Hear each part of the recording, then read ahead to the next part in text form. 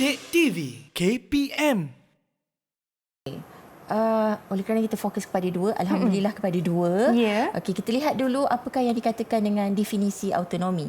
Okey, definisi autonomi ialah menggambarkan individu yang lebih sukakan kebebasan, okey, dalam tindakannya dan dapat mengawal serta menentukan aktiviti hariannya.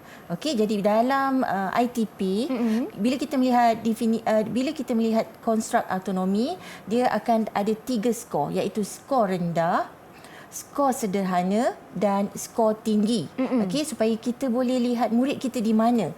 Okey, so saya bagi kepada slide yang seterusnya, iaitu autonomi rendah.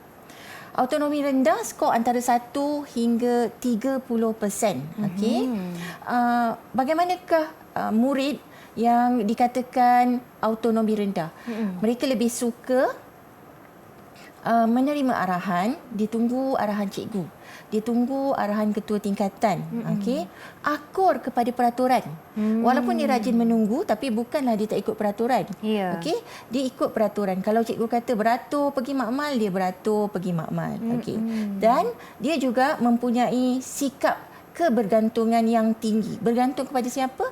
Bergantung kepada guru, bergantung kepada ibu bapa, bergantung kepada ketua. Sama ada ketua kelas, ketua pengawas dan sebagainya. Kalau Macam tiada tu. arahan daripada sesiapa, mungkin kerjanya tak siap lah kan cikgu? Betul. Dia akan tunggulah apa yang nak buat seterusnya. Jadi Okey. kita ada contoh dekat sini. Ya. Okey, saya bagi contoh. Kita lihat skor keseluruhan bagi kelas 4 biru. Kalau kita tengok dekat situ, konstruk autonomi rendah, okey, tinggi ya, dia punya nilainya, maksudnya ramai murid 4 biru yang autonominya rendah.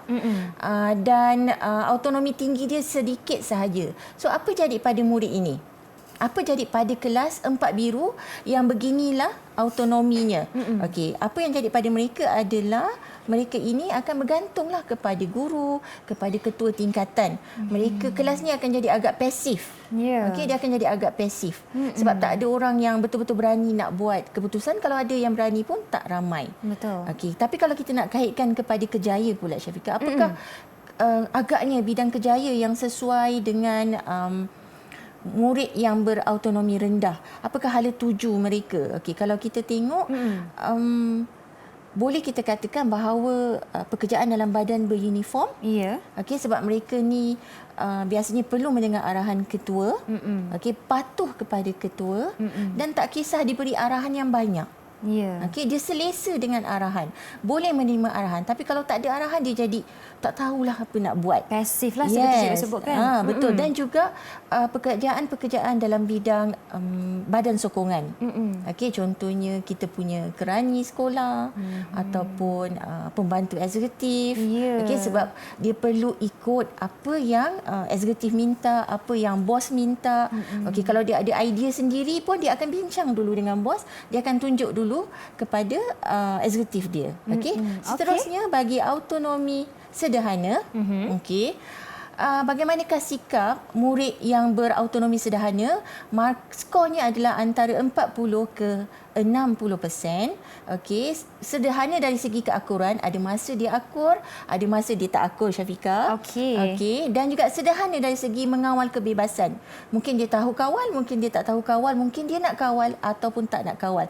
Dan kemampuan untuk berdikari dan mengawal aktiviti harian juga agak rendah. Masih perlu dipandu, boleh dilepaskan tapi masih perlu ada panduan, masih mengharapkan panduan daripada orang yang lebih tua, orang yang lebih berpengetahuan. Okey. So kalau kita tengok contoh kelas 4 merah, bila ramai dalam kelas itu yang berautonomi sederhana, kelas ni boleh dikatakan kelas yang agak aktif juga. Okey, tapi masih lagi menunggu-nunggu apakah arahan cikgu. Mereka suka, mereka masih suka lagi menunggu arahan cikgu, tak kisah pun kalau cikgu bagi arahan, atau tak kisah pun kalau ada ibu bapa pesan apa-apa. Okey, mereka suka. So apakah kejaya yang sesuai untuk anak-anak yang berautonomi sederhana? Okey, apa kata cikgu? Antaranya adalah dalam bidang keuangan, okey, perakaunan. Okey, sebab mereka ini kena ada idea sendiri ketika bekerja, tapi masih lagi perlukan ikut peraturan. Masih lagi perlu ikut peraturan sebab kalau kita uruskan kewangan, kalau kita tak ikutlah peraturan macam mana kan? Tak tahu apa jadi pada kewangan kita. Okey, seterusnya adalah autonomi tinggi. Okey. Autonomi tinggi ni kalau kita dengar autonomi memang kuasa lah kan. Ya, betul. Macam manalah agaknya keadaan kelas yang kuasanya tinggi. Skor antara 70 hingga 99%. Okey, kemudian mereka ini sukakan kebebasan sepenuhnya dalam segala tindakan dan sangat berdikari dan juga bijak dan yakin dalam membuat keputusan. Okey. Agak-agak kita ada tak sikap autonomi macam tu yang tinggi tu, Syafiqah? Kalau kita punya sikap ingin membuat sesuatu keputusan dan berdikari dengan diri sendiri tu betul lah cikgu? Betul ada. Cuma kita tak tahu tinggi banyak mana kan? Ya, Okey. So apa kejayaan yang sesuai untuk mereka ni? Macam mana keadaan kelas mereka ni? Keadaan kelas dia memang aktif. Ya. Okey, mereka selalu macam dalam grup tadi, kalau kita tengok gimmick tadi, mereka nak buat grup. Ya. Mereka yang nak buat kerja dalam kumpulan, seronok nak mengajar kawan-kawan yang lain. Nak bersuara. Betul, boleh direalisasikan program guru muda. Sebab ada yang willing nak ke depan nak membantu. Okey. So apakah kedaya yang sesuai? Of course bidang seni kreatif sebab mereka ni ada keputusan mereka sendiri, mereka ada idea mereka sendiri dan juga keusahawanan. Ya betul. Usahawan, autonomi kena tinggi. Banyak mana nak dapat untung, apa yang nak dijual, semua itu sangat penting untuk orang yang ada cita-cita untuk jadi usahawan yang berjaya. Okey. So saya dah terangkan ketiga-tiga skor. Ya, cikgu. Rendah, sederhana dan tinggi. Okey. Didik TV KPM